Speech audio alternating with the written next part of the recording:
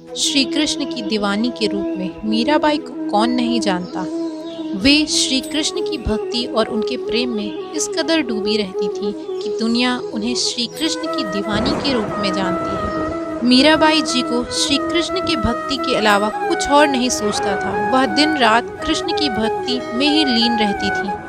तो आज हम आपको मीराबाई के जीवन में घटित एक कहानी सुनाने वाले हैं। बड़ी प्यारी घटना है। जब मीरा वृंदावन के सबसे प्रतिष्ठित मंदिर में पहुंची तो उसे दरवाजे पर रोकने की कोशिश की गई, क्योंकि उस मंदिर में स्त्रियों का प्रवेश वर्जित था। क्योंकि उस मंदिर का जो महंत था वह स्त्रियों को नहीं देखता था।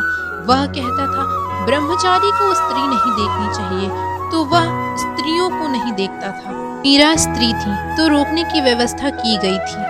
जब मीरा नाचती हुई आई, अपने हाथों में अपना एक तारा लिए बजाती हुई आई, जब उनके पीछे भक्तों की लाइन आई, सब मदमस्त। उस मस्ती में जो द्वारपाल खड़े थे वे भी ठिठक कर खड़े हो गए। मीरा भीतर प्रवेश कर चुकी थी। पुजारी तो घबरा गया। पुजारी पूजा कर रहा था कृष्ण की। उसके हाथ से थाल गिर गया। उसने वर्षों से स्त्री नहीं देखी थी। इस मंदिर में स्त्री का आना वर्जित था।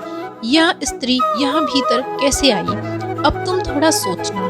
द्वार पर खड़े द्वारपाल भी डूब गए भाव में। पुजारी न डूब सका? नहीं, पुजारी इस जगत में सबसे ज्यादा अंधे लोग हैं और पंडित से ज्यादा जड़ बुद्धि खोजने कठिन है। द्वार पर खड़े द्वारपाल भी डूब गए इस रस में। यह जो मदमाती, यह जो अलमस्त मीरा आई, यह जो लहर आई, इसमें वे भी भूल गए, क्षण भर को भूल ही गए थे कि हमारा काम क्या है। यदि आई होगी तब तक तो मीरा भीतर जा चुकी थी। यह तो बिजली कौंध थी। तब तक तो एक तारा उसका भीतर बज रहा था। भीड़ भीतर चली गई थी। जब तक उन्हें होश आया तब तक तो बात चूक गई थी। लेकिन पंडित नहीं डूबा। कृष्ण के सामने मीरा आकर नाच रही थी, लेकिन पंडित नहीं डूबा।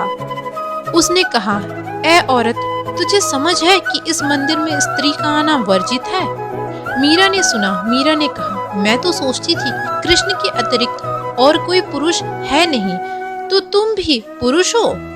मैं तो कृष्ण को ही बस पुरुष मानती हूँ, और तो सारा जगत उनकी गोपी हैं, उनके ही साथ रास चल रहा है।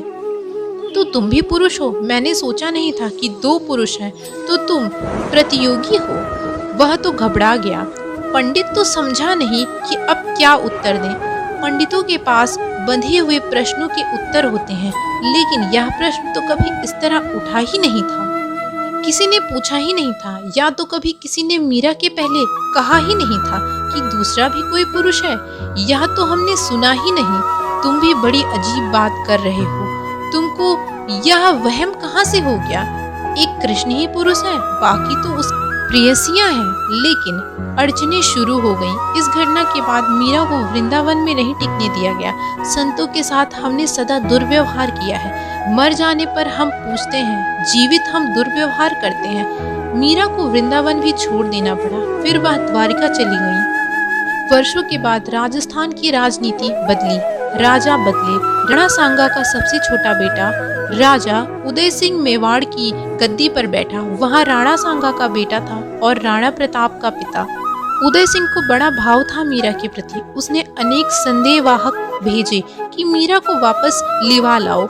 वह हमारा अपमान है, यह राजस्थान का अपमान है कि मीरा गांव-गांव भटके, यहाँ वहाँ जाए। यह लांछन हम पर सदा रहेगा। उसे लिवा लाओ, वह वापस लौट आए। हम भूल चूकों के लिए क्षमा चाहते हैं जो अतीत में हुआ।